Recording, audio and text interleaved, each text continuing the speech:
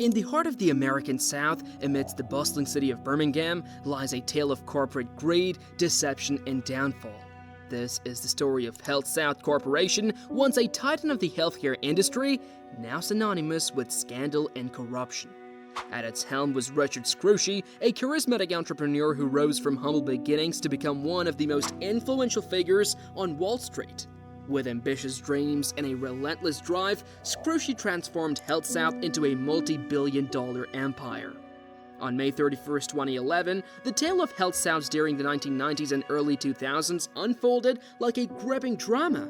This corporate saga revolves around a network of rehabilitation hospitals that soared to great heights on Wall Street before plummeting into a deep abyss.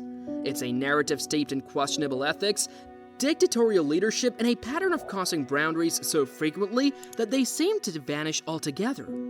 Former HealthSouth CFOs Aaron Beam and Weston Smith recently recounted the harrowing tale of their ascent and downfall to students at Chicago Booth on May 9.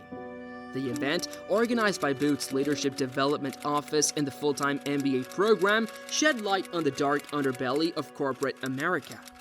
Founded in 1984 by Beam and Richard Scrushy, the former chairman and CEO HealthSouth underwent rapid expansion. Just 2 years after its inception, Scrushy captivated Wall Street investors with a compelling vision of the company's potential, leading to its public offering. By 1990, HealthSouth had ballooned into a billion-dollar corporation, boasting a network of hospitals and healthcare facilities offering diagnostics and rehabilitation therapy. As CFO, with a substantial stake in the company, Beam found himself in a lap of luxury as a millionaire.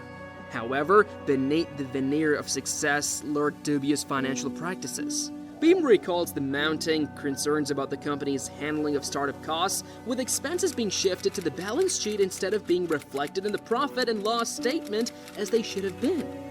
By 1995, HealthSouth had expanded its reach to encompass health centers in every state across the United States, boasting a workforce of 40,000 employees, a fleet of 10 to 12 jets, and the prestigious inclusion of the Fortune 500 list. Beam, enjoying the fruits of his labor, indulged in a lavish lifestyle, splurging his millions on luxury cars, upscale condos, and an extensive collection of French neckties that rivaled the salary of an entry-level employee. However, behind the facade of prosperity, Beam found himself ensnared in a web of manipulation orchestrated by Scrushy. Under Scrushy's domineering influence, Beam and other HealthSouth executives were coerced into tampering with financial records to meet Scrushy's lofty promises to investors. In a pivotal moment during a meeting in 1996, Beam confronted Scrushy about the necessity of disclosing a poor quarter. Scrushy adamantly refused, compelling them to devise a scheme to conceal the earnings shortfall. Reflecting on this pivotal juncture, Beam lamented his failure to muster the courage to oppose Scrushy's unethical directives. Despite grappling with internal turmoil, he succumbed to Scrushy's pressure, haunted by the fear of retaliation and being labeled a disloyal team member. The toll of this moral compromise weighed heavily on Beam, plunging him into a downward spiral of self-loathing and excessive drinking as he grappled with the emotional and psychological repercussions of crossing ethical boundaries. In 1997, Beam made the decision to retire from his role at HealthSouth, opting to sell off his company shares and forego a substantial annual salary of $500,000. He believed that the era of deception was behind him, until of March 2003, when shocking news broke on national television, revealing a massive fraud had been uncovered within HealthSouth. Meanwhile, Weston Smith, who had joined forces with Scrushy in 1987, ascended to the position of CFO in 2001. Smith actively engaged in manipulating financial records, employing tactics such as falsifying ledgers to deceive auditors, and maintaining records of sold assets on the balance sheets. During its peak in the late 1990s, HealthSouth boasted staggering revenues of $4.5 billion. Yet, these figures were egregiously inflated. "We were forced to devise intricate schemes to sustain the facade of success," Smith recalled. It was a period characterized by excessive indulgence, despite the fact that the company was essentially operating on falsehoods. Following a series of scandals involving corporate giants like Enron, Tyco, and WorldCom, Congress took decisive action by passing the Sarbanes-Oxley Act in July 2002. This landmark legislation aimed to ensure transparent financial reporting, thereby safeguarding investors from fraudulent practices. Interestingly, around the time the act came into effect, Scrushy swiftly offloaded $75 million worth of HealthSouth stock. It was this suspicious transaction that prompted Smith to blow the whistle on Scrushy and HealthSouth. Subsequently, federal prosecutors enlisted the testimony of Beam and Smith in a high-profile trial against Scrushy that spanned 6 months and concluded with a surprising not guilty verdict in 2005. However, Scrushy's legal woes were far from over. 2 years later, he was found guilty on unrelated charges of political bribery and is currently serving a 7-year prison sentence in Texas.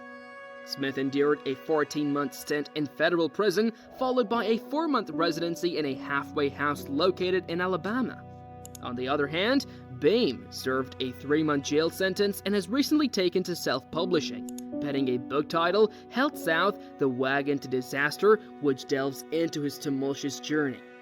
Both men have transitioned into lecturing business students on the critical topic of corporate ethics.